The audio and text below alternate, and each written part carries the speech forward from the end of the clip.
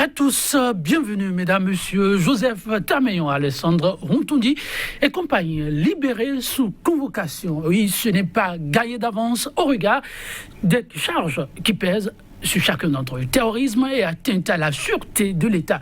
Même après requalification des faits, adhésion à une entente en vue de commettre un acte terroriste pour déstabiliser les institutions de la nation. Une telle issue, mesdames, messieurs, n'était point forcément acquise et pourtant, ils ont tous pu fêter la Toussaint en famille. Ils sont au nombre de 5.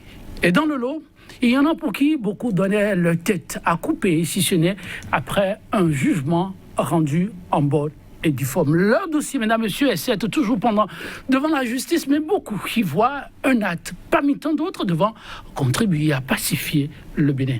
Pas qu'un acte de droit. Alors, libération de Tameyon, Rontundi et consorts, conséquences directes des appels à la paix, c'est le thème en débat.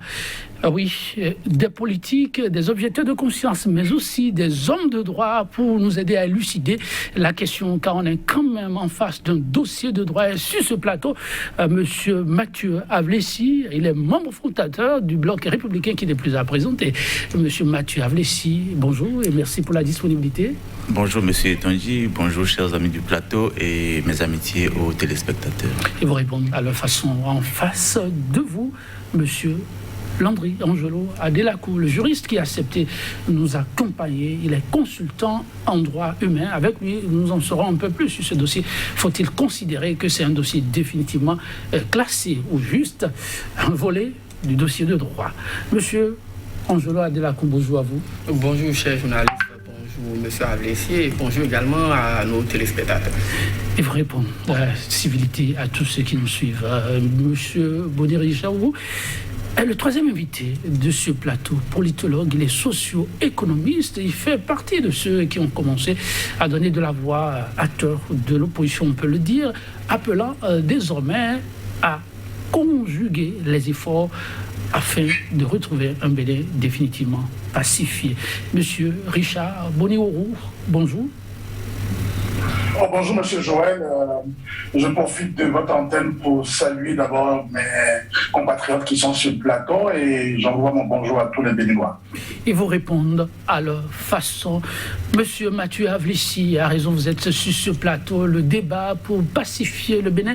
Oui, vous êtes d'une formation en soutenant les actions du régime au pouvoir, mais vous êtes également de ceux qui pensent qu'il est temps que les Béninois se donnent la main et qu'on puisse faire la part des choses et passer à l'essentiel.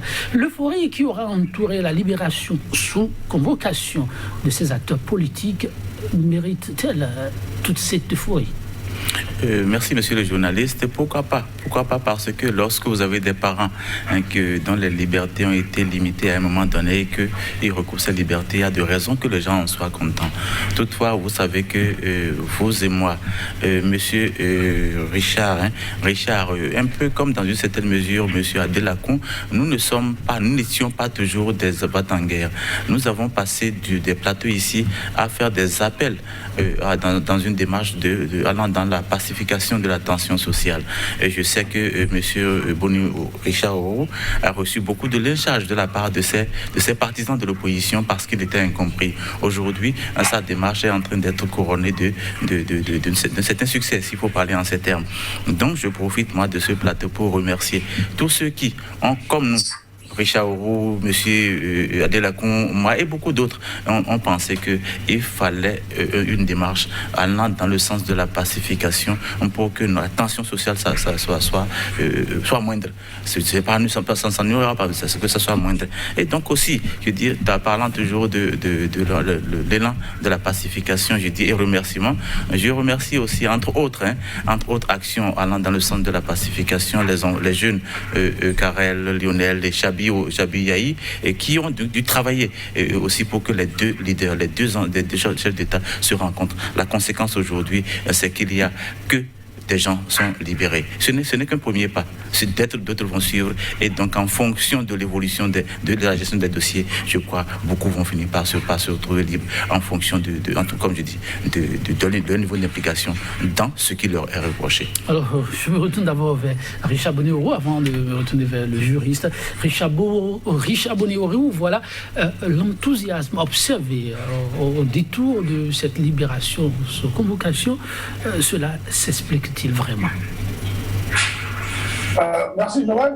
Je pense que les Béninois ont beaucoup de raisons d'être enthousiastes depuis la rencontre de Thomas Boni-Yayi et du président M. Patrice Talon. Déjà, cet élan d'enthousiasme a commencé et aujourd'hui, avec la libération du docteur Moutondi, de M. Tameyon et de plusieurs autres, il y a comme une lumière qui commence à se hisser au bout du tunnel. Donc je pense que les Béninois ont des raisons d'être enthousiastes. Je pense que l'euphorie a ses motifs et que nous devons tous, comme l'a rappelé M. Aglessi, nous devons tous continuer pas appeler non seulement à la désescalade, mais à la responsabilité de nos dirigeants pour qu'ils fassent en sorte que le climat de paix et de quiétude qui doit exister dans le pays pour pouvoir favoriser la bonne performance de leur politique publique puisse toujours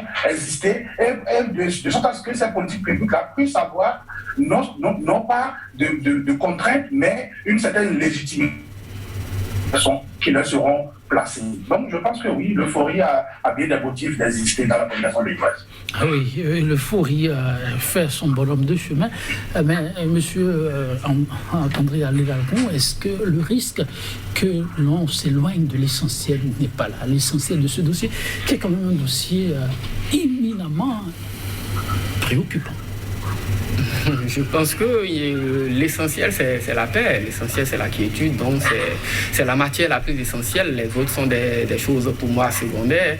Et lorsque vous visez la paix, il y a quand même des actes à poser, vous voyez un peu. Et donc, ce qui se passe aujourd'hui, nous l'inscrivons dans les différents appels que nous avons eu à faire avec vous sur d'autres plateaux, bien évidemment, et qui visent quand même à demander à nos autorités, également aux différents acteurs politiques, de jouer leur partition pour que la calmie, pour que la bonne ambiance puisse revenir dans notre pays, parce que le faut, sans la paix, sans la quiétude, je suis d'avis qu'il n'y aura pas les actions de développement et que voilà, même l'harmonie, le vivre ensemble seront d'une façon ou d'une autre compromises. Alors l'essentiel, je le dis, c'est la paix. L'essentiel aussi, c'est de retenir, comme nous l'avons dit, que c'est des dossiers qui également ne sont pas totalement en dehors de la politique. En dehors de la politique, qui est aujourd'hui la résolution que nous sommes en train d'observer, nous confirme davantage dans cette analyse que nous avons eu à faire, nous tous d'ailleurs, et qui vise à dire que quoi qu'en soit ce qu'on reproche aux gens, c'est qu'il y a quand même des réalités politiques derrière, déjà même le climat, le contexte des arrestations et les faits qui sont reprochés à ces personnes-là. Et maintenant, si au lendemain de la rencontre de deux grands hommes de ce pays, donc l'actuel chef de l'État, M. Patrice Talon, et son prédécesseur bien évidemment, M. Boni-Yayi, nous sommes en train d'assister à ce que nous sommes en train d'assister. Alors, je pense que nous ne serait pas trop dit de tirer une conclusion et de comprendre que la volonté politique suffit à tout. Et c'est ce à quoi nous invitons ceux-là aujourd'hui qui ont le pouvoir. Nous l'avons dit, l'autorité, c'est l'autorité. Quand bien même on n'est pas d'accord, il se fait que c'est elle qui a le pouvoir, c'est elle qui a la main pour décider. Et si l'autorité veut que les gens sortent de prison et que tous ceux qui ont été ramassés par-ci par-là puissent retrouver leur famille, l'autorité le fera et je pense que c'est un premier pas. Nous espérons que dans les heures à suivre, nous allons assister également à la libération, ne serait-ce que sous convocation, et des autres personnes qui également étaient quand même arrêtées, qui sont détenues dans nos différentes maisons d'arrêt, généralement à Misérité. Donc, c'est pour vous dire que c'est un dossier, il ne faut pas perdre de vue le côté politique de la chose et comprendre qu'avec le temps, certainement, ils auront le temps, voilà, de revenir et de voir s'ils sont vraiment coupables ou pas. Parce que l'autre chose qu'il ne faut pas perdre de vue en droit, si ce n'est pas que nous sommes dans un état où parfois le politique semble tirer trop les ficelles, bon, ce n'est pas seulement le Bénin, hein, c'est un peu partout. Et le principe, c'est la liberté. Le principe, c'est la liberté et l'exception, c'est la détention. Il se fait que malheureusement, dans notre état, pas seulement sous ce régime, ça a toujours été ainsi, malheureusement. Et lorsque des faits vous sont reprochés rapidement, on vous prend et puis on vous jette derrière les barreaux. Et peut-être si vous êtes chanceux, dans 1 an, on aura le temps de statuer sur votre sort, sinon c'est 2 ans, 3 ans, 4 ans. Et il y a tellement de procédures, de requêtes, et devant le juge constitutionnel, par exemple, qui portent sur les délais anormalement longs. Parce que des citoyens estiment qu'ils ont été arrêtés, mais que depuis lors, ils n'ont pas eu droit à un procès équitable, et donc dans les conditions prévues par le Code de procédure pénale et notre loi fondamentale. Et donc, dans ces circonstances, vous vous rendez compte que nous ne sommes pas totalement libres de jouir même de ce que le droit même nous recommande. Donc, si le principe c'est la liberté, avec ce qui est en train d'être fait aujourd'hui, je pense que c'est une sorte de rafistolage, c'est-à-dire on est en train de se rattraper pour permettre aux gens d'être libres, mais d'être sous convocation et donc de venir. C'est ce que nous allons peut-être demander aussi et aux autres de permettre à ce que ceux-là aussi puissent rentrer chez eux, revoir leur famille et époux, et maintenant de pouvoir répondre devant le juge chaque fois qu'ils seront convoqués à répondre. C'est tout. Ce serait un schéma plus simple, plus classique et qui favoriserait la paix et qui renforcera davantage la confiance des citoyens envers l'appareil judiciaire. Ah oui, la volonté politique suffit à tout. Quelle démonstration venez-vous ici de faire? Mais lorsqu'on suit le juriste dans sa démonstration, on peut avoir un peu de la peine pour l'homme de droit en même temps, non? Le procureur devient quoi dans tout ça? J'espère que le jury sera de mon avis. Et par moment, dans le contexte juridique, on dit est-ce qu'un mauvais arrangement ne vaut même pas mieux qu'un bon procès? Un mauvais arrangement ne vaut-il pas mieux qu'un bon procès? Parce qu'il a dit, le principe c'est la liberté. C'est l'exception qui est la détention, les mises aux arrêts. Et donc moi je crois que ce qui se passe en ce moment, on l'a dit, c'est le contraire qui allait nous surprendre nous autres. C'est le contraire qui allait nous surprendre. J'ai dit ce n'est qu'un pas, ce n'est qu'un début. D'autres vont suivre et on va retrouver les qualifications juridiques qu'il faut pour remettre les gens dans le principe de base et que l'exception on soit écarté et ne soit écarté un peu. Aussi, je m'en voudrais de ne pas dire que l'environnement politique au Bénin est un environnement très vicié. C'est un environnement très vicié. C'est ça qui ne nous facilite pas la vie. Vous savez, en dehors de ce que nous avons fait ici, que beaucoup d'autres ont dû faire, les acteurs comme FOPA et autres ont fait des actions à la base en direction des têtes couronnées, dans le sens de la pacification de la tension sociale, de l'apaisement de la tension sociale.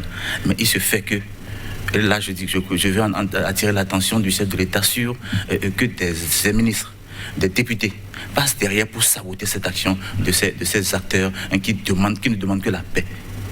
Non, on veut bien vous comprendre. Ce n'est pas normal. On veut bien vous comprendre. Oui. Vous l'avez dit que dans la démarche à la paix, oui, il y a des supposés, je ne sais pas, ennemis de la paix, mais proches du chef qui pensent qu'il ne faut pas y aller, c'est cela? Merci de me dire, de me donner peut-être la terminologie qu'il faut, des ennemis de la paix, mais qui sont des proches du président.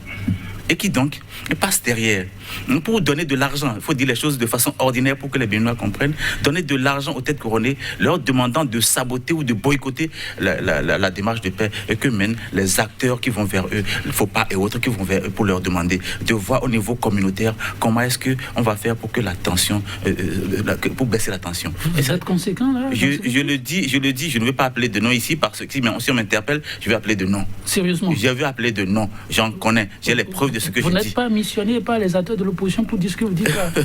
Je ne dis pas que c'est les opposants qui font. Je dis des mouvanciers, des députés, ministres du gouvernement actuel qui font des actions comme ça. Je dis c'est des gens qui ont intérêt à ce que le pays se divise. Et c'est pourquoi je dis c'est des intrigants politiques et le chef n'a qu'à faire attention à eux. Ce n'est pas de ça que nous avons besoin. Ce n'est pas de ça le Bénin a besoin. Le Bénin a besoin d'être pacifié, d'être construit. Et comme il est en train de le faire en ce moment, il n'a qu'à faire attention pour savoir les extirper du lot pour que le pays avance. Monsieur Richard Boni-Orou, vous avez aussi appelé à la paix avec plusieurs démarches, mais est-ce que, avec beaucoup de recul, l'intellectuel est vraiment heureux de la manière dont ça se passe là, à croire que vraiment la volonté politique suffit à tout? Merci Joël, vous avez posé la question et vous avez répondu en même temps. La volonté politique suffit à tout. Non, c'est monsieur Alain Lacou qui l'a dit, je vous le demande.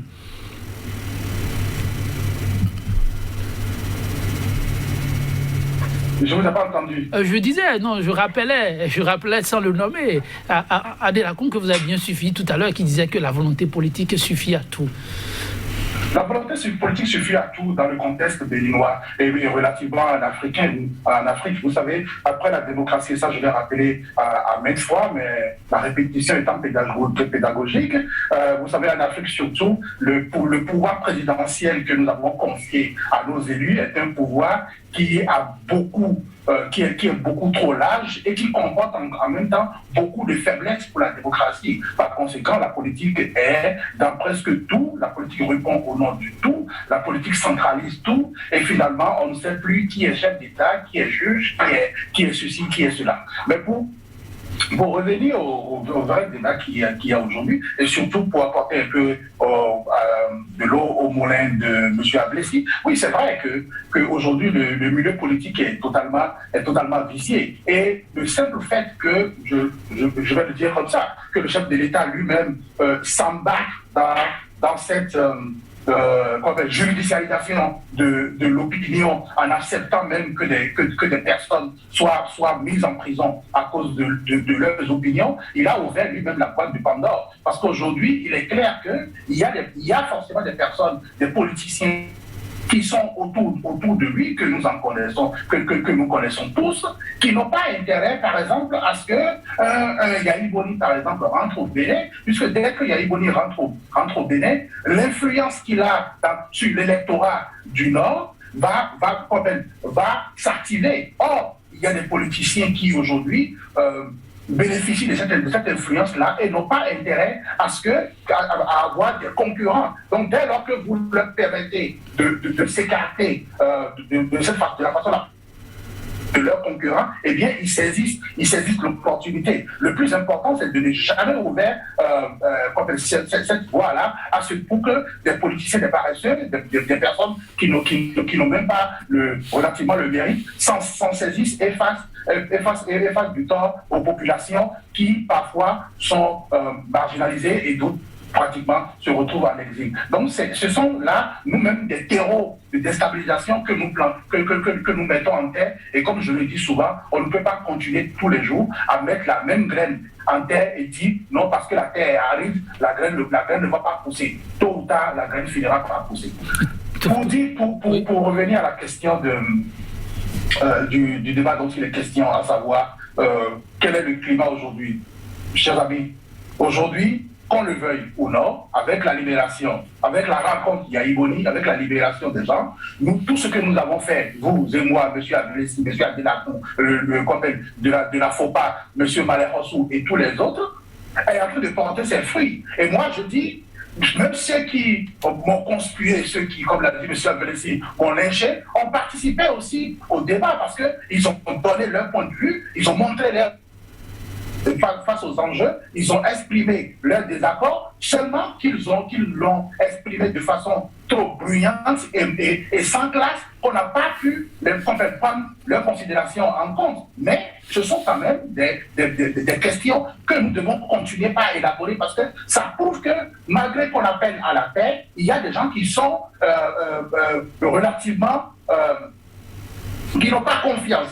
Donc, c'est cette question la question de la confiance, c'est une question qui est majoritairement au cœur de tout le problème aujourd'hui, et qu'à un moment donné, il va falloir liquider, il va falloir se pencher là-dessus. Et c'est pourquoi je le dis et je le rappelle, il faut qu'on ait un dialogue national sur l'ensemble de ces questions-là. Autrement, nous allons toujours aller de dictateur à dictateur. Quand Yahi Boni sera là, il était là, c'était un dictateur. Patrice Talon, c'est un dictateur. Demain, M. Ablessi, je le lui souhaite, sera un dictateur. Alors, quand est-ce qu'il faut arrêter? Donc moi, je pense que aujourd'hui doit être sur la nécessité d'un dialogue national. Ceux qui sont en prison, ils sortiront de prison jusqu'à la fin de l'année. C'est certainement qu'il y a encore une vague qui vont pas non moindre qui vont sortir, et après dans l'année suivante il y en aura qui vont sortir. Nous allons continuer Monsieur Richard Boni-Orou, pour que les personnes sortent. Monsieur Richard Boni-Orou,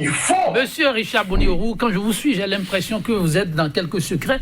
En tout cas, je serais heureux de le savoir. Est-ce qu'on peut savoir nommément, c'est un agenda que vous déroulez là, quand je vous suis, avant la fin de l'année, quelques-uns, et début d'année, l'autre. Alors, dans le lot, les attentes, les regards sont tournés vers un certain nombre de figures. Je veux nommer Joël Aïvor, Ricky Amadougou et autres. Quand je prends ces deux noms-là, ils sortent avant décembre ou ils sortent en janvier? Pourquoi, cher ami Non, Joël, vous paraissez avez très appelé informé. ici à la paix, vous avez appelé à la réconciliation. Alors pourquoi subitement vous êtes surpris que avant que Joël Aïva, Rekiad Madougou, Nadine Okumassou et quelques d'autres n'aillent pas fêter chez eux? Le journaliste est dans son rôle. Le journaliste est dans son rôle.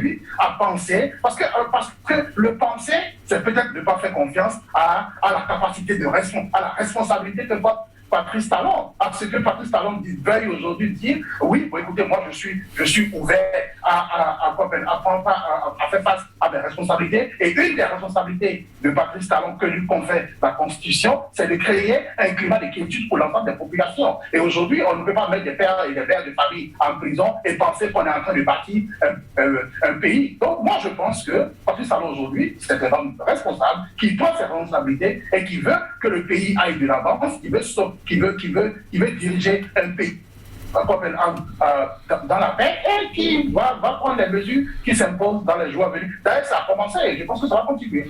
Ok, merci. Monsieur Adelakou, décidément, on revient vers vous. On se retourne vers nos universitaires. J'imagine qu'ils doivent être en train de se poser beaucoup de questions qui cassent les verres, les paix. Et c'est la phrase qui est revenue de façon persistante dans ce débat. La justice semble être oubliée. La manifestation de la vérité dans ce dossier sera finalement chose faite.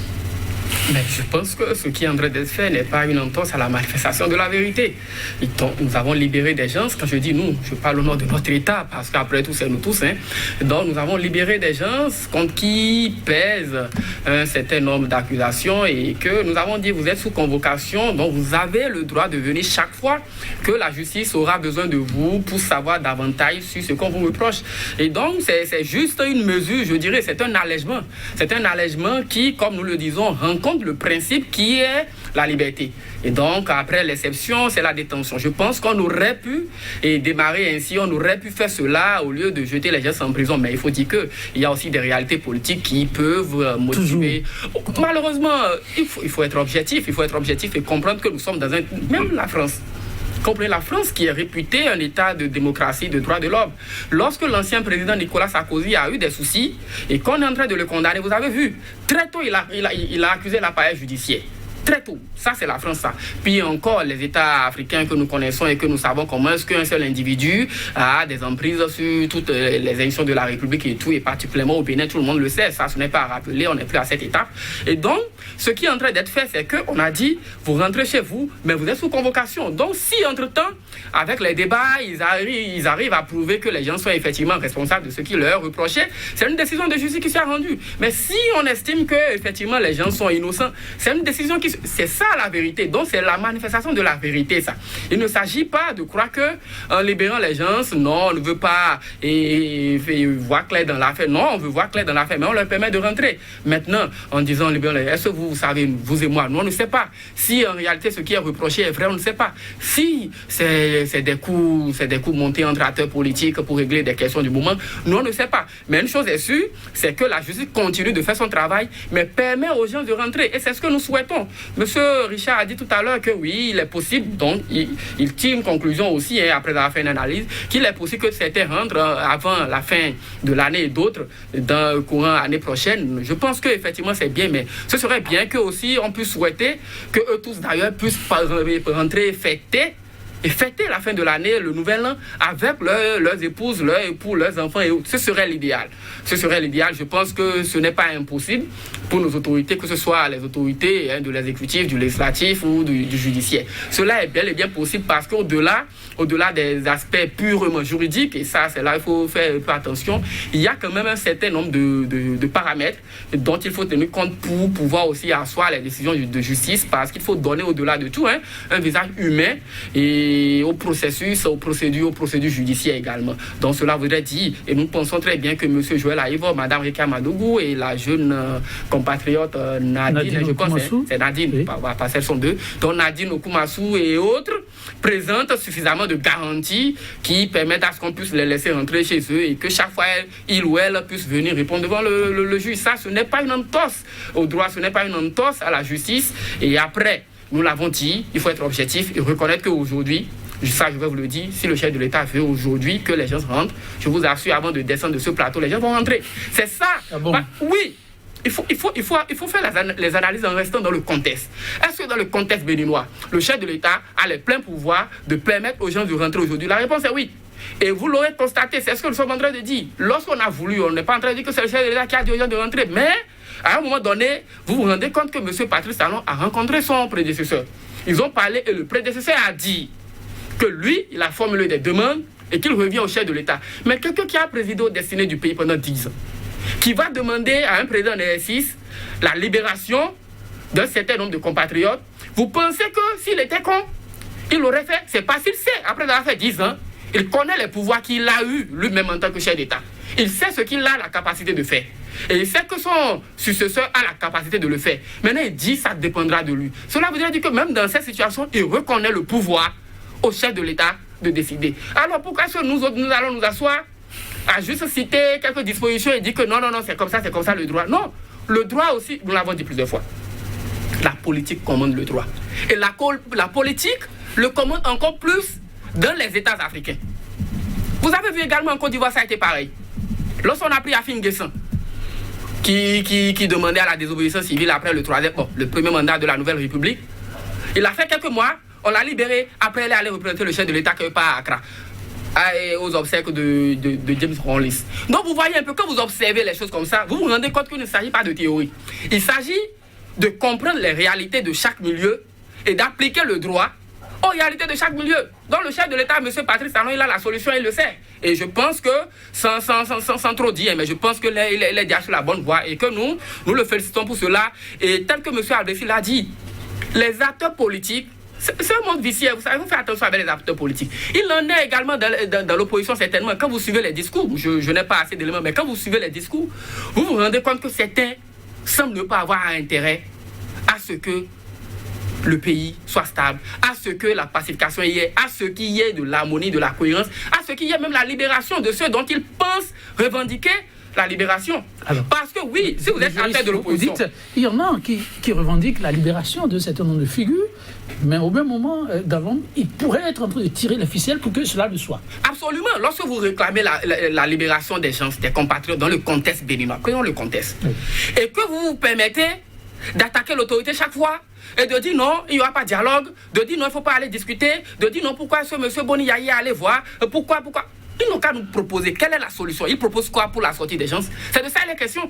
Dans le contexte béninois, avec un monsieur hyper puissant, ça il faut le reconnaître, le chef de l'État Patrice Talon, il est hyper puissant, il a la main près sur tout. Donc avec ce monsieur, avec ce contexte, vous proposez quoi? Vous refusez la discussion, vous refusez le dialogue, vous dites pourquoi telle personne... Bon, on libère les gens comment? Ils vont quitter la France, les États-Unis qu'on sort, un beau matin, descendre à l'aéroport international Bernadette Kadira Ganti, direction MCT, pour ouvrir les portes de la prison et dire, bon, sortez, c'est ça la solution? Ce n'est pas ça la solution. Cela voudrait dire que la solution est quelque part. La solution est quelque part, il faut dire au chef de l'État, nous n'avons pas aimé tel que les choses se sont passées, lui-même le sait, ça ce n'est pas bien, c'est vilain. C'est vilain pour l'histoire de notre pays, ce n'est pas bien. Mais aujourd'hui, ce fait que monsieur le chef de l'État, c'est vous qui avez la solution, c'est vous qui avez tout en main, et donc c'est vous. Mais c'est ça l'État, il faut reconnaître que l'État est d'abord puissant. Et maintenant, dans le contexte africain, il est davantage puissant parce que les institutions ne sont pas des institutions fortes. Si les institutions étaient des institutions fortes, on serait venu ici et nous allons théoriser purement en droit. Purement en droit, on était un positiviste pour dire voilà ce qu'il veut. Mais il se fait que nous sommes en face des procédures qui ont tout de politique, pratiquement. Qui ont tout de politique. Et donc, face à cela, la solution, c'est dans la volonté de l'homme politique. Et le chef de l'État, je vous le dis encore, il a bien démarré. Nous voudrions qu'il puisse démarrer pour que le professeur Joël Aïvo, Madame Rika Madougou et bien d'autres, Nadine Okumasso et autres, puissent également rentrer et répondre peut-être sur convocation et que, chemin faisant, qu'on puisse définitivement enterrer cette histoire-là, qu'on pense à l'avenir. Ok. Ah, mais en observant de bien près ce qui se passe, ça ressemble à un point sans doute à un jeu d'échecs. J'imagine que vous savez de quoi ça retourne. La face cachée de l'iceberg. On va se retourner vers le politique, mais adepte et farouche alors, mesdames, messieurs, de la pacification. Monsieur Abdessi, dites, que conseillez-vous alors aux acteurs de l'opposition si ceci est vraiment un jeu d'échecs? Cela signifie qu'on peut revenir à la case départ si on y prend garde. Le chef de l'État a, comme on dit, les menus freutins, à ce qui paraît, Nadine Okumansou, l'activiste et autres, qu'on pourrait libérer vite. On a des morceaux un peu durs, Monsieur Tamignon et autres, et puis on a des fugues de proue, Joël Aïvo et autres. Patrice Talon n'a pas choisi de libérer ce qui peut s'apparenter à la jeunesse, mais de libérer Tamignon et autres. Bon, si vous permettez l'expression, parce que vous avez dit que le politique a fait son... Quel doit être le pignon à déplacer désormais pour que les choses aillent de l'avant? Et les pignons à ne pas déplacer pour éviter le pire. Est-ce qu'il y a des pignons à déplacer, des pignons à ne pas déplacer? Nous sommes dans un élan de pacification.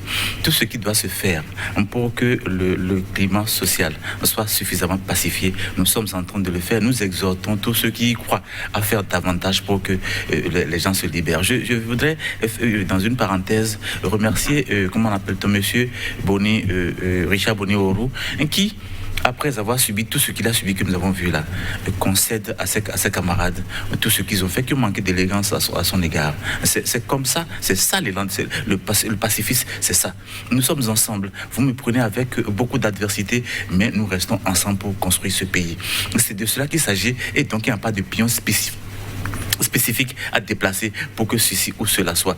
Tout ce que nous avons dit, Vous dites pourtant qu'on est sur un terrain éminemment politique. Oui, tout à fait, mais c'est aussi processuel. Il y a le processus de la procédure judiciaire, et qu'il faut impliquer à la politique. C'est un mélange.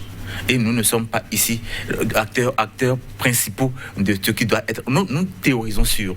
Nous disons qu'en réalité, le pouvoir a beaucoup de manœuvres. Le pouvoir a beaucoup de choses à apporter au judiciaire pour que nos amis qui sont là-bas, nos frères qui sont là-bas, recouvrent leur liberté. C'est ça le principe.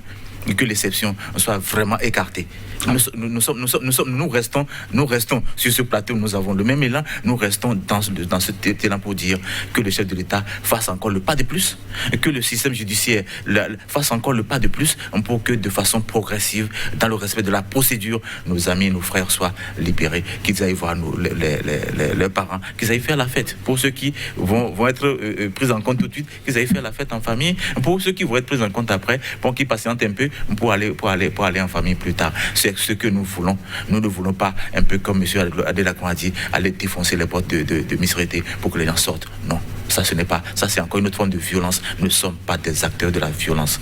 Et donc, nous revenons pour dire, les acteurs de la mouvance comme de l'opposition, qui ont intérêt à que cela se passe, que le chef d'État fasse attention à eux, qu'ils les estime de l'environnement, qu'ils les gère. Ceux qui peuvent extirper, qu'ils les estime, mais ceux qui peuvent mettre un peu à l'écart, qu'ils les mettent à l'écart, parce que c'est du bien pacifié que nous avons besoin. La politique, disait l'autre, restera longtemps comme une jungle. Alors, monsieur Richard Boni-Orou, quel est le piège que devra éviter et le chef de l'État et les acteurs de l'opposition? Merci Joël. Bon, je pense que le chef de l'État, en premier lieu, devrait éviter le piège de la politisation à outrance des politiques publiques ou de sa gouvernance. C'est vrai qu'il est un homme politique et il est élu par le canal de la politique, mais il devrait commencer à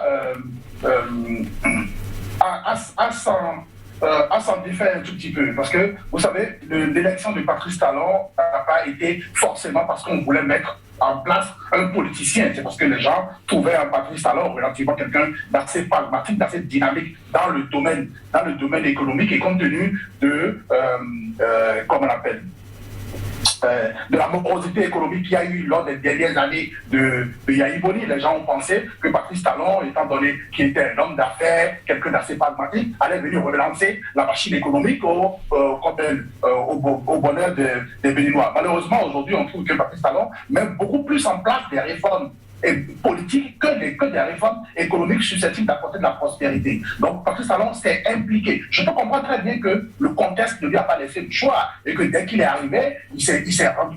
Parce qu'il faut dire aujourd'hui que Patrice Talon, normalement, en 2016, ne devrait bénéficier d'aucune mouvance. Tout le monde la majorité des nationales sont ses opposants. Sur les 86 députés, il y aurait à peine deux, M. Aladatin qui est affilié à M. Dobenou, qui seraient ses partisans. Mais l'ensemble des députés étaient normalement ses opposants. Donc, il est venu, il a pris le pouvoir dans un contexte politique politique assez tendue et assez hostile à sa propre personne. Par conséquent, il fallait qu'il manœuvre un tout petit peu pour pouvoir avoir l'adhésion de toutes ces personnes-là. Donc, il a usé des pouvoirs exceptionnels que lui confère le régime présidentiel que nous lui avons confié, mais je pense qu'à un moment donné, avec beaucoup de vision et de tact, il doit pouvoir se débarrasser des liens politiques et aller sur le terrain économique sur lequel les Béninois l'attendent réellement. Parce que pour des personnes comme moi, c'est sur ce terrain-là qu'on attendait quelqu'un d'assez pragmatique qui allait prendre non seulement certainement des réformes libérales, mais pas des réformes libérales au détriment de l'espèce humaine. Donc, je pense que pour Patrice Talon, c'est d'essayer de se défaire un peu des liens des politiques, parce qu'aujourd'hui encore, malheureusement, on trouve que avec Patrice Talon, c'est tout comme plus ça change, plus c'est pareil. C'est encore les mêmes personnes qui étaient sous Yahya Boni, qui n'ont aucune vision relative de la politique. Je vais nommer des Petamassi, des Kassapa Clémy, et tout ce groupe de personnes-là qui ont été impliqués un peu dans la bataille sous Yahya Boni, qui sont encore sous Patrice Talon. Donc, on ne peut pas faire du neuf avec toujours les mêmes personnes. Par conséquent, je trouve que lui-même, il s'est englué dans quelque chose qu'aujourd'hui, il n'est plus relativement en mesure de maîtriser. Et le fait d'avoir amnistié en 2019 les personnes qui ont tiré quand même sur la population, et il y a eu un mort emblématique qui est une dame, comment on appelle, une dame à Moussou, dont on n'a jamais su aujourd'hui les causes réelles de...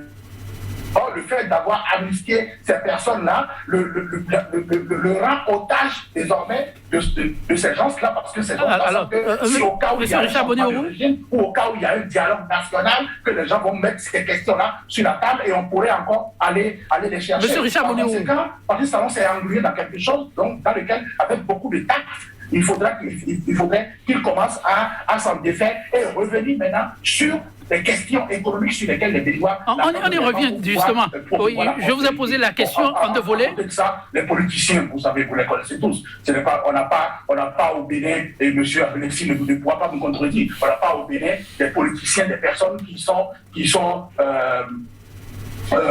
éduqués à réellement, comment on appelle, à l'intérêt général, à se mobiliser pour l'intérêt général. Autrement, si on avait réellement des personnes qui étaient mobilisées, qui étaient éduquées en politique pour l'intérêt général, ce seraient les politiciens eux-mêmes qui auraient dit à Patrice Talon en premier lieu, est-ce qu'on a vraiment besoin de mettre en prison Joël Aïvor, un pauvre professeur qui n'est riche que de ses opinions? Est-ce qu'on avait réellement besoin de mettre en prison Rekiat Madougou, qui, même si moi j'étais président, je vous le promets, parce que ce que j'ai cru au début quand Rekiat Madougou était allé en prison, j'ai cru que c'était un test de Patrice Talon pour pouvoir évaluer l'opinion.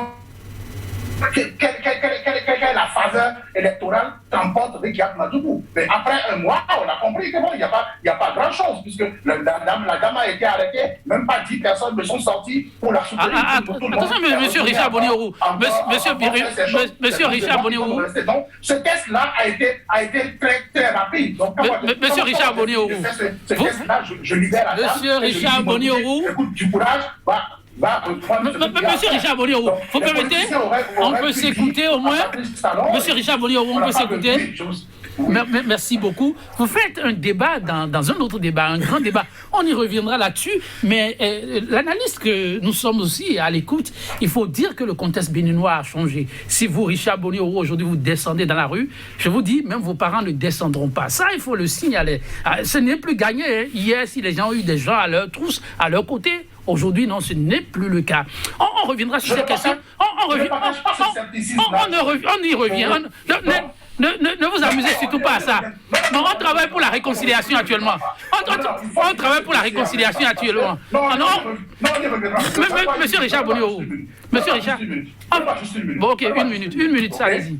Regardez, est-ce que vous savez que si aujourd'hui, le prêtre de l'église de Saint-Michel, descend dans la rue, la majorité de ses fidèles descendront dans la rue. Pourquoi? Parce que ces fidèles-là ont eu le temps d'adhérer aux idéaux religieuses que porte ce prêtre-là. Le prêtre n'a jamais donné 500 francs, 500 000 francs à ses fidèles, mais il leur a parlé, il a débattu avec ses fidèles sur les questions religieuses et à la fin du débat, les fidèles ont adhéré à sa cause. Et c'est réellement ce qui se passe en politique. C'est une question d'idéologisation, c'est une question de débat. Si vous arrivez à convaincre les gens que vos intérêts, que leurs intérêts sont ceux pourquoi vous êtes en train de vous battre, et que ces personnes-là vous font confiance, et c'est pourquoi quand on a fait la réforme sur le système partisan, j'ai proposé une contre-réforme avec beaucoup d'expertise dans laquelle je disais le tout n'est pas de réduire l'espace politique, mais de faire en sorte que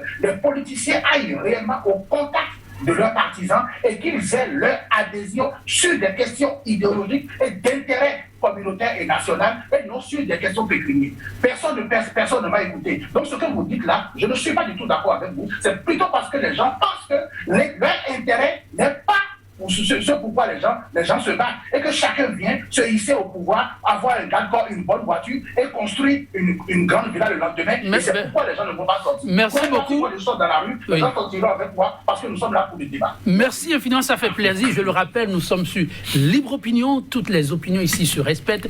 On le souhaite dans le quotidien. Parce qu'on en a vraiment besoin. Dans les échanges des idées, on peut toujours aller loin et bâtir. Alors, monsieur Adelakun, ce qui se joue actuellement, où est le peuple dans tout ça? Ah mais le peuple est là. Le peuple est là. Ben, ce qui se joue, je pense que ce qui se joue, c'est la volonté même du peuple. Hein. C'est ce que le peuple veut. Parce que, et vous savez, quand on a un pays comme le nôtre, un pays sous-développé comme le nôtre, et que quelqu'un a fait 10 ans avec des acteurs que M. Richard a rappelé tout à l'heure, que nous avons vu, des gens qui ont suffisamment profité de la République, hein, et que aujourd'hui, dès 2016, ont rapidement tourné la veste pour encore se hisser au haut niveau avec celui qui est là, et donc ils sont en train de faire pour le moment 5 ans, quelques mois déjà, donc certainement qu'ils feront 10 ans également avec celui-là. Donc vous voyez, et dans tout cela, le peuple a fini par comprendre que ses intérêts, comme M. Richard l'a dit, ne sont pas ce qui préoccupe les hommes politiques. Et ça, il faut le reconnaître, les hommes politiques ne sont pas préoccupés par les intérêts du peuple. Et donc le peuple, ce qu'il veut, c'est la paix, c'est la quiétude, et c'est la résolution des questions économiques, socio-culturelles. C'est ça le peuple, c'est là où le peuple est ça. Le peuple attend les gens sur cette question. Et donc, tant que la paix, donc la bonne ambiance n'y est pas, le peuple n'est pas d'accord. Le peuple veut d'abord la bonne ambiance, donc un climat de paix. Et après, dans ce climat de paix, il faudrait que le peuple puisse joindre les deux bouts. Il faudrait que les aspirations qui, quand même, répondent aux 5 besoins fondamentaux, tels qu'on le dit, puissent être réglées. C'est ça, c'est là où il y a le peuple, ça. Donc le peuple n'est en réalité pas dans les questions d'intérêt, je veux dire, c'est des intérêts particuliers, où on s'enferme pour un oui ou un non, où chaque fois, il faut faire sortir certaines personnes, parce que après vous allez voir, on fait sortir certaines personnes qui vont affronter les armes, et il y a des individus également parce qu'ils ont la gâchette, ils pensent qu'on peut avoir la gâchette facile tout en représentant l'État. Donc voilà des questions qui en réalité méritent effectivement d'être discutées, d'être traitées, pour dire à certaines personnes que toi, à qui on a remis l'arme, parce que c'est notre arme, mais après tout, donc nous avons remis l'arme, tu n'as pas le droit de tirer sur tes compatriotes. Tout comme il faut aussi dire à certaines personnes que quand on n'est pas d'accord, il ne s'agit pas d'aller affronter l'État et, comme on dit, le torse nu comme ça, non, et qu'il y a quand même des moyens. Et donc voilà des questions à régler. Le peuple aujourd'hui, ce qu'il veut, c'est la paix. Et je pense que nous sommes en train d'adopter la bonne démarche, nous sommes en train d'aller vers la paix. Et il faut que le chef de l'État, en tout cas en ce qui concerne les politiques publiques, qu'il puisse donner un visage humain aux politiques. Ça, là, nous n'allons jamais cesser de le dire. Aujourd'hui, qu'on nous dise quel est le bilan, quel point on peut faire. Le point qu'on peut faire, c'est que oui, on a emprisonné telle personne, c'est que telle personne a insulté le procureur, on lui a donné 6 mois, c'est que le procureur a convoqué ça, là, ce n'est pas, ça ne nous préoccupe pas. Ce qui nous préoccupe, c'est que finalement, est-ce qu'on a relevé le niveau du SMIC? Est-ce que finalement, on a essayé d'avoir plus d'écoles? Vous avez vu, il y a des images qui ont circulé. Dans des localités, on a vu des directeurs aller passer et servir dans des milieux qui ne sont même pas honorables. Donc, est-ce que finalement, les écoles sont mieux construites? Est-ce que les écoles sont clôturées? Est-ce que finalement, nous avons pu faire le point, le bilan de la mise en œuvre de la loi sur l'embauche? Vous voyez, ce sont des questions qui préoccupent le peuple, et non des questions qu'on voit et puis les gens traitent et puis on fait du buzz avec, parce qu'on n'a pas pu faire ce bilan. Mais quand c'est agi de modifier la loi sur l'embauche pour aller introduire d'autres dispositions de harcèlement et consorts, on a pu le faire. Mais il faudrait qu'on puisse faire le point pour demander, est-ce que la jeunesse, pour qui, je suppose, que nous avons adopté la loi sur l'embauche en 2017-2018, a pu vraiment tirer son épingle du jeu, ou bien carrément l'instrument n'est qu'au service des investisseurs. comme le chef de l'État l'a pensé. Donc, c'est ça la question du peuple. Il faut régler cette question. Cette question du peuple, il y a une autre qui est là et qui revient. Quand on écoute un certain nombre de porte-voix, c'est quand même de savoir à quel prix cet appel à la pacification pourrait-il être finalement concluant. Les non-dits de ce qui se joue actuellement. Quel est le regard du juriste? Les politiques nous diront davantage, mais le juriste... Je pense que les politiques sont les personnes les mieux placées pour imaginer un peu les non-dits. Même chose est ce qu'on peut retenir, c'est que dans une situation pareille, il ne peut qu'avoir de non-dits. Il ne peut qu'avoir de non-dits. C'est comme si les gens étaient en partenariat. Vous voyez, c'est comme si les gens étaient en partenariat. Donc le plus important, ce que nous allons souhaiter, c'est que ce partenariat, nous le pensons gagnant-gagnant pour les deux camps, puisse également profiter au peuple. Et l'aspect premier que nous observons, c'est qu'il y a pour le moment la libération des gens. Donc c'est un aspect qui profite déjà au peuple. C'est que finalement on aura de la calmie. Donc c'est un aspect qui profite au peuple. Maintenant les non-dits. Est-ce que les non-dits ne seront pas tellement à la défaveur du peuple? Ça, moi je ne saurais le dire. Mais une chose est sûre, en politique comme en relations internationales, il y a toujours de non-dits. Et vous savez, on ne sait pas combien de pressions le gouvernement qui est là a reçu des chancelleries. Donc on ne sait pas combien de pressions ceux qui ont été arrêtés aussi, qui sont là-bas, ont reçu. Donc il y a toujours de non-dits. Si M. Boni Yayi est venu au pays rencontrer M. Patrice Talon, vous l'avez dit, les enfants des deux chefs d'État ont eu entre autres également à jouer un rôle. Mais il y a eu d'autres acteurs également. M. Boni Yayi, là, vous êtes là, vous aussi. Et puis il y a eu d'autres acteurs au niveau national et international également qui ont dû agir. Au nom de quoi, nous on ne sait pas. Mais dans des situations comme ça, il y a toujours il y a des concessions à faire. Il y a des concessions à faire. Nous allons prier que ces concessions ne soient pas à la défaveur du peuple. C'est ce que nous allons dire. Même moi, je ne peux pas savoir est-ce que quelque chose a été promis. Vous savez, quand on nomme les gens, c'est ce que nous savons pourquoi ils sont les nobles. Mais vous êtes beau, monsieur Yetondi, pour être peut-être le directeur de la communication, le porte-parole du gouvernement, ou tout ce que vous... Donc, monsieur Ablessi peut être ministre, mais pourquoi est-ce que vous ne l'êtes pas? Nous, on ne sait pas. Pas parce que vous n'avez pas le profil, mais parce que certainement il y a d'autres réalités que nous ne maîtrisons pas. Donc je pense que M. Ablessi est mieux placé pour répondre à votre question. Oui, M. Ablessi, oui, la question elle est là. Je la repose. Allons-y, allons-y. Je crois que globalement parlant du peuple. Non, pas cette question. Quels pourraient être les non-dits de ce qui se joue là? Ça paraît quand même trop facile, hein? Toutes les pressions observées, et puis voilà, alors qu'on s'y attendait le moins. En tout cas, ceux qui sont derrière les barreaux ne demandaient pas mieux, hein, la famille non plus.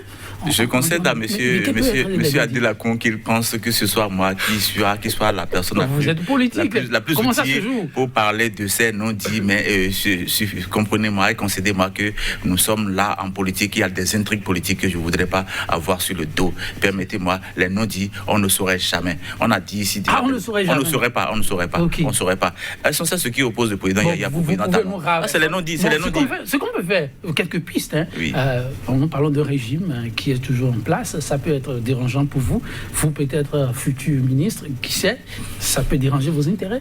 Mais si vous mirez le politique que vous êtes dans le passé, quels ont été, par exemple, les non-dits de certains rapprochements qu'on a observés de par le passé?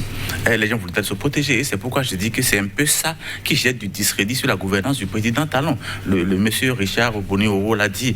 Qu'on constate que les mêmes personnes qui ont farfouillé avec le président Yayi, parce que le reproche qu'on faisait au président Yayi, c'était un peu la mauvaise gouvernance, et que ces mêmes personnes qui ont contribué à cette mauvaise gouvernance se retrouvent avec les ardoises qu'on est en griffe parce que ça... On sait ce qu'on a entendu, et que ces mêmes personnes-là soient impliquées à le niveau où ils en sont dans la gouvernance du président Talon, ça jette du discrédit sur le travail fait par le président. Donc ça fait que le peuple attend, et le peuple est sur sa soif pour dire, en fin de compte, oui, on voit les actions, mais ce n'est pas que ça. Qu'est-ce qu'on nous promet de façon différente?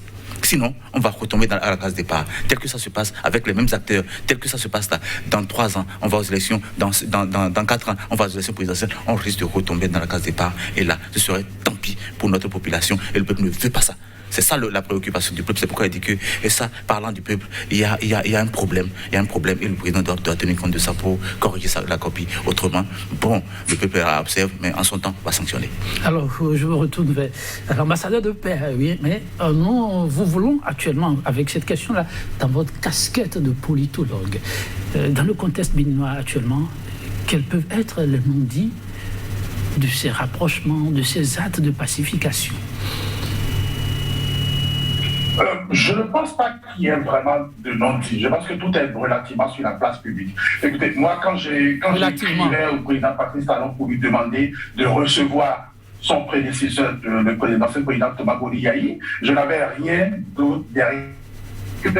J'avais compris qu'à un moment donné, il fallait que, pour le crédit que nous voulons pour notre pays, pour la démocratie et la paix et le développement, qu'on ne peut pas permettre à un chef d'État qui a quand même fait, qui est élu démocratiquement par 2 fois et qui a fait 10 ans au pouvoir, se retrouve et qui a laissé le pouvoir de la façon la plus démocratique possible, se retrouve en exil. Ça ne porte pas un bon regard sur notre pays.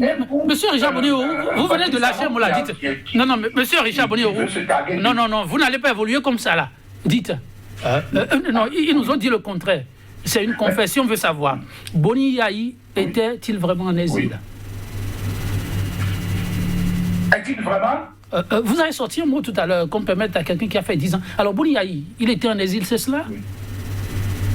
Écoutez, je pense que je ne suis pas la première personne qui va vous dire que Boni-Yayi avait un peu peur de rentrer dans son pays. Je pense que Azakassou l'avait déjà dit bien avant moi, quand Boni-Yayi était à l'extérieur du pays, il a conseillé publiquement à Boni-Yayi de ne pas rentrer dans le pays.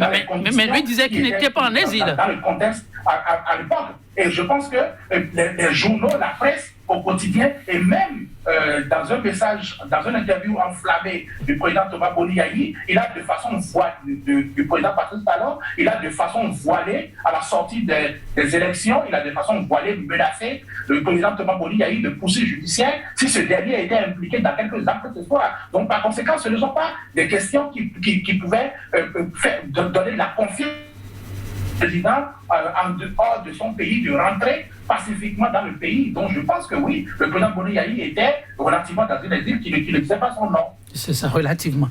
Alors, vous parliez tout à l'heure des élus du peuple, on aura encore besoin d'eux. Vous avez augmenté le chiffre, je ne sais pas si vous l'avez fait exprès, à 86, ils sont 83 pour l'instant, l'effectif va augmenter.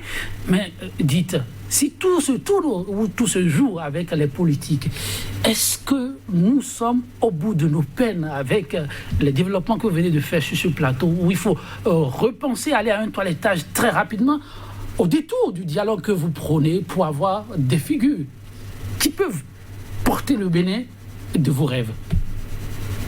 Oui, je pense qu'il y a beaucoup d'espoir à fonder pour ce qui est du Bénin. Vous savez, moi, la raison pour laquelle je prône ce dialogue, c'est parce que quand les populations ne voient pas la lumière sur le chemin de l'avenir, ils se réfugient dans le passé. Et le passé, c'est quoi? C'est tout ce que nous avons déploré. C'est tout ce que nous avons déploré. Ce sont les débrouillardises de Yayi Boni que nous avons déploré. C'est la marmaille politique que nous avons déploré. C'est la crise économique relative que nous avons déploré. Même avec tout ça, il y avait de la paix. Alors, maintenant, comment faire pour consolider la paix, pour que la paix participe au développement? C'est la raison pour laquelle nous demandons d'aller à un dialogue national, parce que pour pratiquement tous les mécanismes sociaux, tous les mécanismes de développement sont en place. C'est dans leur fonctionnement qu'il faut aller chercher à comprendre quels sont les motifs et quels sont les buts pour lesquels on les a mis en place. Donc, le dialogue que moi je propose, Richard Boni-Yayi, ce n'est pas un dialogue pour aller mettre en place plus de mécanismes, de contraintes contre.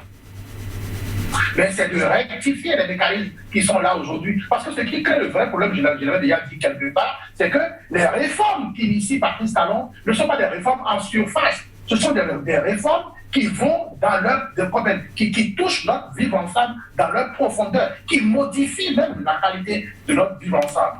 Donc, par conséquent, si ces réformes-là ne sont pas mises en œuvre, formulées dans un esprit totalement désintéressé et dépassé, et ne sont pas mises en œuvre avec le minimum de consensus qu'il faut en démocratie, eh bien ces réformes-là seront faibles en légitimité. Et si ces réformes sont faibles en légitimité, elles ne pourront pas être performantes. Or, merci. On a besoin que ces réformes-là soient performantes. Sur la question des toilettages à faire, le vivre ensemble soit garanti, la prospérité merci soit Richard Boni-Orou. et que tout ce qu'on attribue au gouvernement aujourd'hui comme l'opacité dans la gestion économique, l'opacité dans la gestion de façon générale, on puisse évacuer ces questions-là. Donc oui, il faut un dialogue national sur l'ensemble des questions qui fâchent pour que nous puissions comprendre qu'est-ce qu'est la vision de tout un chacun.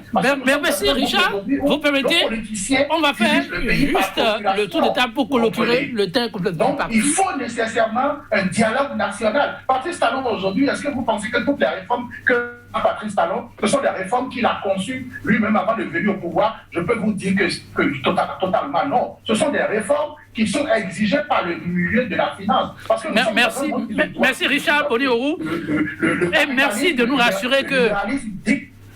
ces lois. Par conséquent, quand vous le remarquez aujourd'hui, quand Bloomberg donne une note aux États... Alors, vous allez conclure. Si vous devez conclure cette émission, vous diriez...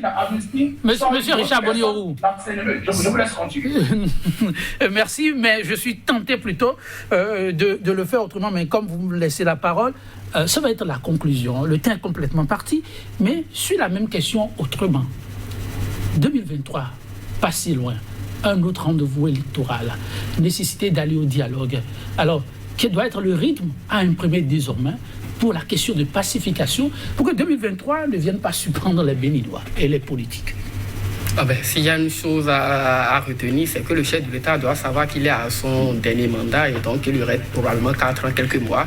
Et par conséquent, il doit pouvoir être habité d'un esprit qui lui permette, ne serait-ce que refaire ce qui a été mal fait durant les 5 ans. Et donc, les prochaines années, c'est ce qui doit être fait. Et aujourd'hui, il faut pouvoir quand même initier quelque chose, que ce soit dialogue, rencontre, peu importe. Mais il faudrait qu'il y ait échange, qu'il y ait discussion entre les filles et filles de ce pays pour que nous puissions davantage pacifier le pays. Et déjà, il faut démarrer. Il faut continuer à libérer ceux qui sont derrière les barreaux et permettre à ceux qui sont en exil surtout aussi de revenir au pays, de revenir discuter avec lui pour que les élections de 2023 ne ressemblent pas aux élections de 2019, 2020 et 2021. Merci pour la conclusion. Oui, même question pour le politique. Oui, 2023, pas si loin, les urgences de l'heure. Je crois que c'est l'élan que nous avons aujourd'hui. La pacification doit continuer. Aux élections prochaines, il va falloir que le chef de l'État fasse du toilettage autour de lui. Si dialogue il doit avoir, ce serait tant mieux. Et s'il n'y a pas de dialogue, il faudrait qu'il fasse attention pour que nous ne retombions pas, comme je dis, dans la case départ. Ce serait dommage que nous retombions dans ce que nous avons incriminé hier. Et donc je crois que la partition principale, le président doit la jouer pour que demain soit meilleur pour le pays. Vivement que demain soit meilleur, oui.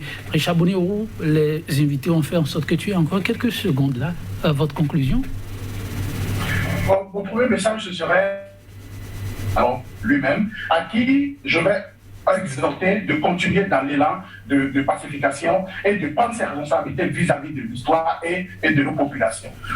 À l'égard des populations béninoises et de vos auditeurs, tous ceux qui nous suivent, je vais dire ceci et très simplement, je vais dire, même s'ils pensent que le toit est enlevé, que les fenêtres sont en train d'être arrachées, tant qu'il restera les murs, tant qu'il restera la maison, nous allons construire des étages là-dessus. Donc l'espoir est encore permis. Merci pour la disponibilité, monsieur Richard Boni-Orou, monsieur Mathieu Ablissi, ce fut un plaisir. Grand merci à vous, monsieur Adélacon, chers tous, merci pour la disponibilité. Nous faisons compagnie sur cette célèbre citation d'Abbé Pierre. Il ne faut pas attendre, mesdames, messieurs, d'être parfait pour commencer quelque chose de bien. Prenez soin de vous et à très bientôt.